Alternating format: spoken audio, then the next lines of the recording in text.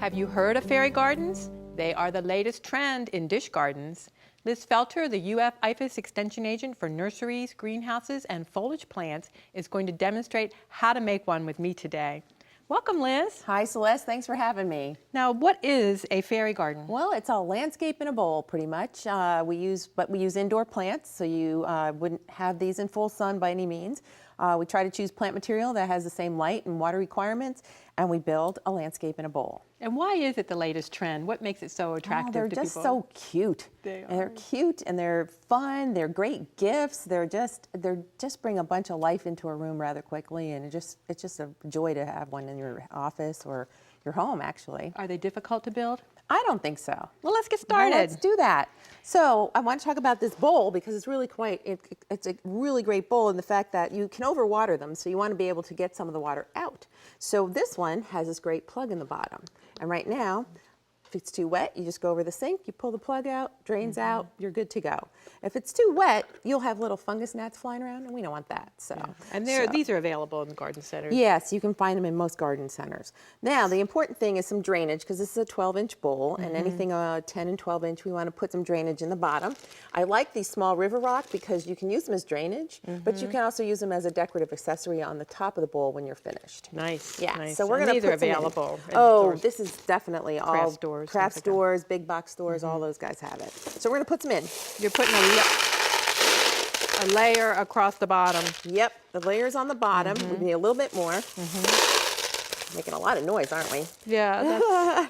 And so we've got some in the bottom, and then we're just going to pour some soil in. And now, what about the soil? Is that important? Yes, we want a really nice, well-draining soil.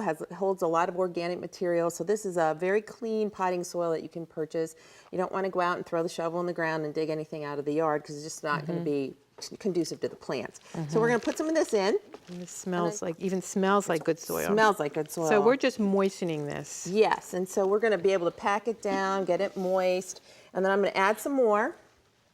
And we'll probably do that a little, you probably have to water it one more time for me. We're going to put the house in, and I'm going to show everybody how that looks this way. So we're choosing the mushroom house. We choose the mushroom house. And then we want something tall. It looks like a little tree maybe behind the mushroom house. I love that. It's tall, has some color.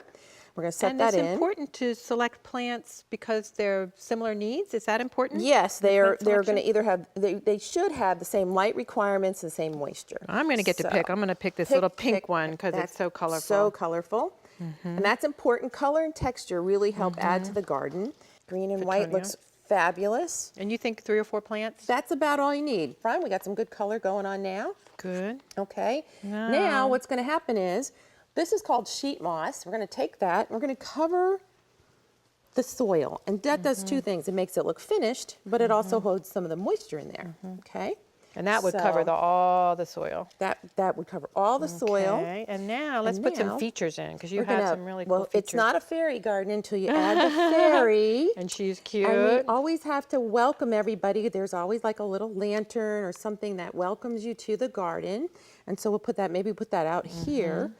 And then what I like to do is pick another accent piece. And then here's how the racks work.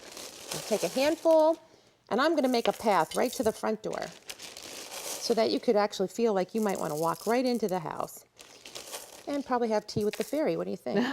So the final thing would be to mist the whole thing. You mist it all down to make sure that you are your sheet moss is wet. And then we're going to put it in bright but not full sun. Yep.